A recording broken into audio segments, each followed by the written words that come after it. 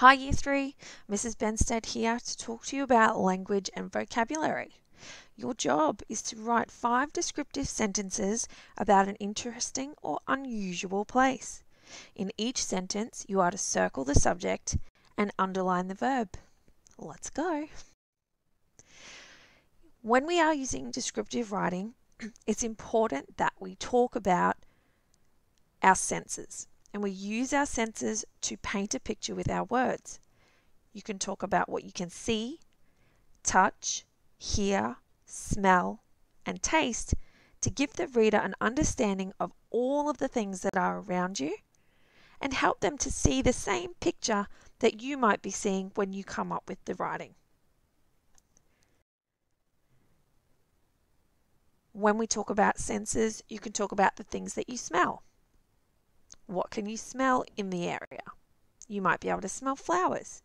You might be able to smell food cooking nearby. You might be able to smell something that doesn't smell very nice. What are the things that you can hear? Are there sirens? Are there alarms? Is there music? Are there people talking, laughing, chatting?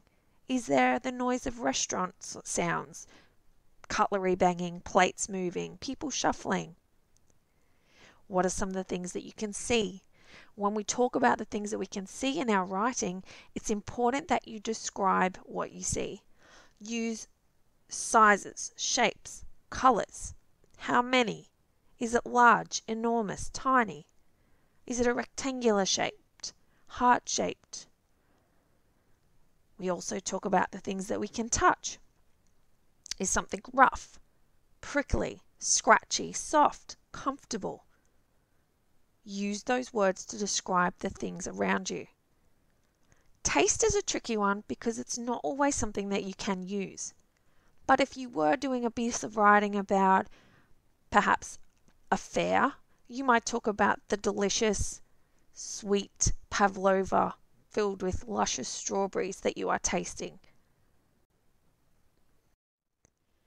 This is a piece of writing that is descriptive, and it uses the senses to describe a particular thing. In this case, it's my dad's truck. It introduces the scene first. When I was young, my dad drove a truck to work. Then each paragraph kind of goes on with some senses. You'll see that it's not all of the senses because sometimes you can't use all of the senses. The first paragraph says, his truck was yellow with a clear rectangular window. The truck had 2 tyres at the front and 4 tyres at the back. They were all black with silver rims. You can see in that paragraph that it describes the colours, the shapes, and how many. The sounds is the next paragraph. My dad's truck made a low rumbling noise, and when he went faster, it roared like a lion. You can see the purple text there says it roared like a lion. That's figurative language.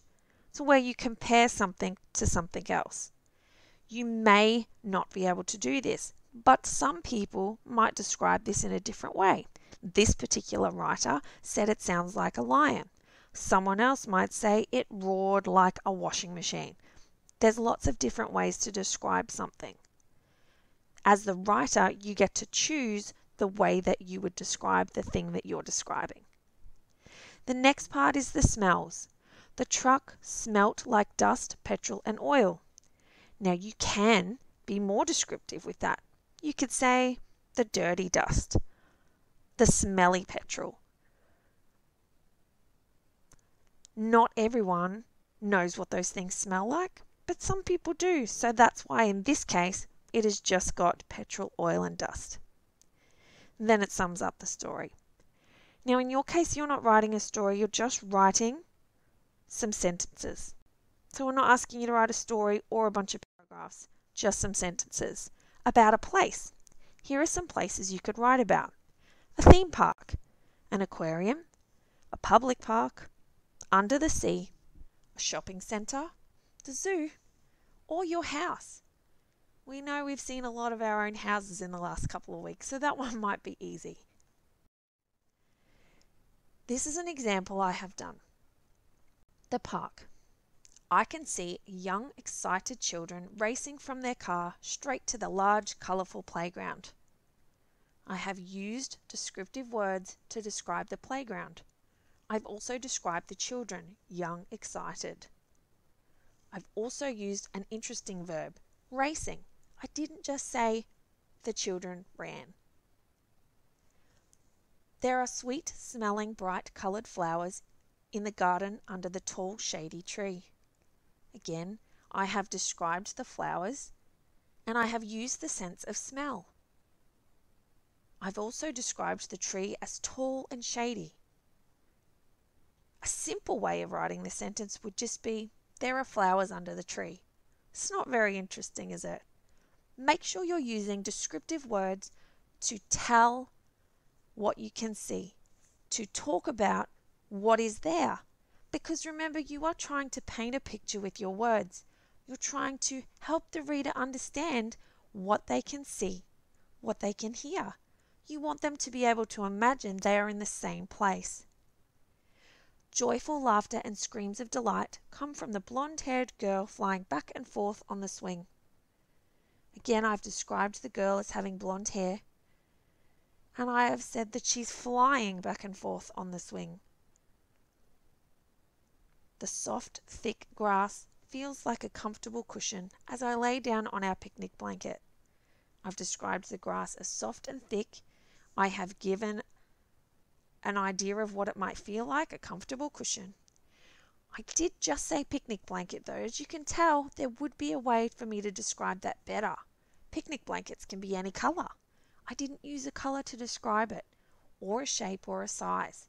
I could have said our large checkered picnic blanket, and that would have made that sentence more interesting. The sweet, sticky watermelon juice drips down my chin as I take a bite. So I've got taste there. It is a hard one to use, but it is possible. So I have covered senses there. See, smell, hear, touch, and taste. You won't always be able to use all of them, and you aren't expected to.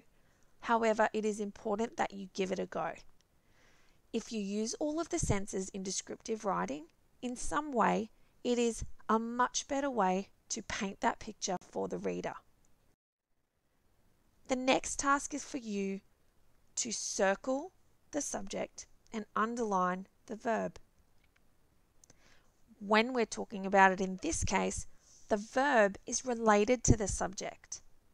So, in this sentence, I can see the young children racing from their car straight to the large, colourful playground. There are a few subjects in that sentence. There's children, there's a car, and there's a playground. However, the verb racing is related to the subject children. So I circled children as the subject and I underlined racing as the verb. In the next sentence, the soft, thick grass feels like a comfortable cushion as I lay down on our picnic blanket. Again, the verb is related to the subject. Lay is the verb and I is the subject it is related to. The next sentence, the sweet sticky watermelon juice drips down my chin as I take a bite. The subject is the watermelon and the verb related to that is drips. Now it's your turn. I would like you to choose a place to write about. Make sure your words are descriptive.